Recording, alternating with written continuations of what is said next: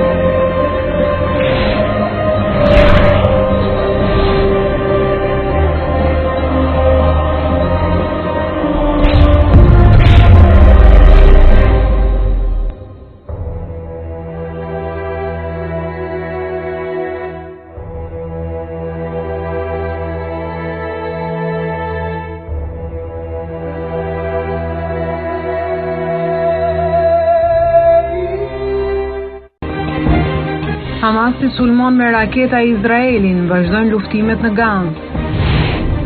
Dhjetra të vrarë të plagosur nga sulmet ruse në Kharkiv. Presidenti Macron vizitë zyrtare 3 ditore në Gjermani.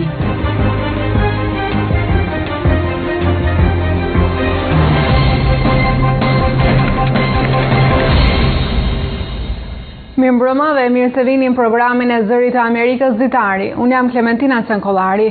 Në këtë emision të tjera do të keni mundësi të ndiqni. Autoritetet në Prishtinë shpresojnë që Asamblea Parlamentare e NATO-s të votojë në favor të ngritjes së statusit Kosovës në këtë organizat gjatë punimeve 3 ditore të saj që po mbahen në Sofje të Bullgarisë.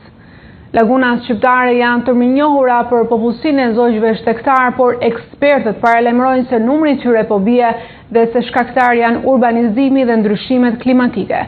Do të ndalem gjithashtu edhe në garën presidenciale dhe qanë.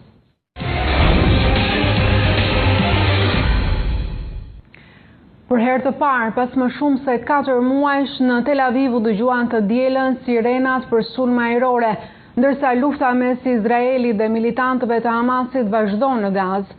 Sulmi është një sinjal se Hamasi është ende në gjendje të godasë me raketa Izraelin, pavarësisht ofensivës ushtarake 7 mujore izraelite nga ajri dhe toka në rripin e Gazës.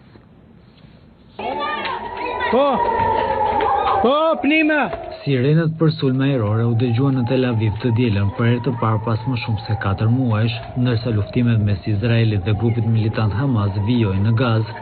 Krau i armatosur i Hamasit, Brigada Al-Qassam, tha se nisi një sulm me raketa ndaj Tel Avivit në përgjigje të siç thuhet në një mesazh të shpërndarë në rrjetin Telegram të grupit militant ndaj masakrave që po bëhen ndaj civilëve palestinë.